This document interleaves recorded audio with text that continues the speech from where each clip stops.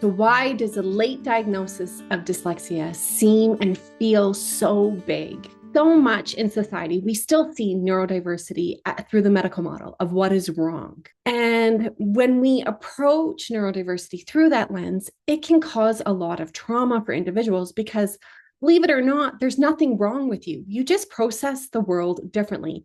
And the world, like many of my podcasts state, the world needs you. The world needs a different way of thinking in order for us to evolve and become better than we are right now. So when you get a late diagnosis, you can have mixed feelings. There is this instantaneous of relief. There's nothing wrong with me. I have an explanation. I now know why I process the world the way I do. I now know why I struggle with reading. I now know why I had such a hard time in social interactions. I now know why I have issues with my working memory or pronouncing certain words or any of the other symptoms of dyslexia. But along with that, you get this relief and you get this reframing that has to occur. It's a reframing of your identity. It's a reframing of how you think about yourself. It's a reframing of your entire life. And this, I think, is something that therapists under-recognize, the grief that comes with the diagnosis.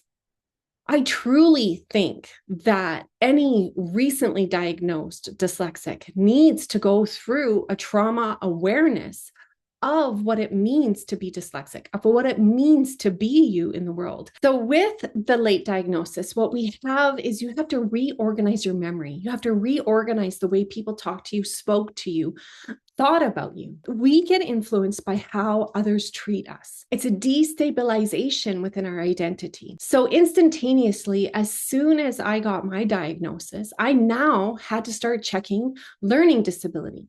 I had to start checking that off on any government form. Now, did I have to? Well, no. And we're going to get into a later podcast about why I choose to disclose it and accept it as part of me. But the thing is I never had to do that. So at 49 years old, I had to start re-identifying who I am.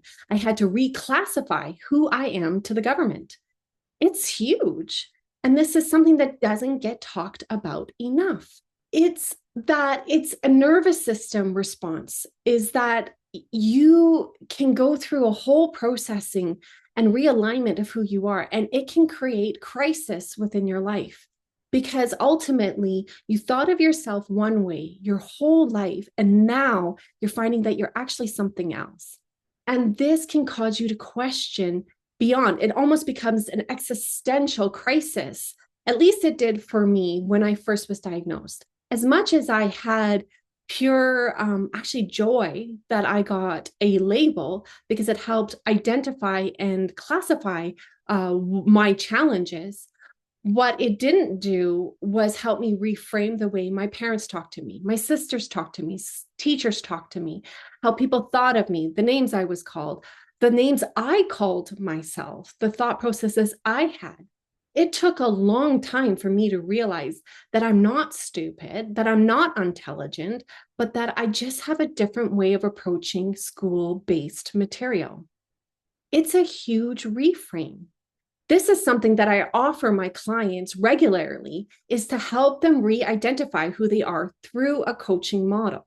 So we don't dive into the trauma. What we do is start to get you to identify who you are in this present moment so that you can move forward with pride and strength. So it's not a nervous system being overreactive. It's recognizing your story. You have to rewrite your story to yourself with a different narrative, a more positive one. Dyslexia is a neurodiversity, but that doesn't get talked about with the diagnosis. Generally speaking, all we get told is what you can't do. It's not part of the diagnosis process to tell you what you can do and what you can do so easily that you didn't even know that you had a different strength, ability, or processing that other people have challenges with. It is a diverse grief process that sometimes needs to go through.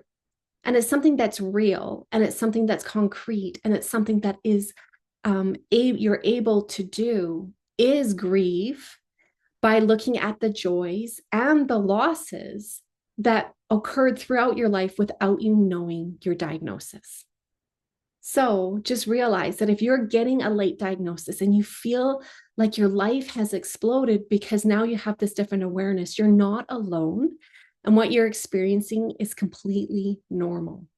If you need support, reach out to me. Links are in my bio of the podcast, and I would be more than happy to have a free consultation with you on how positive psychology coaching can actually support you through the re-identification process of you now being dyslexic.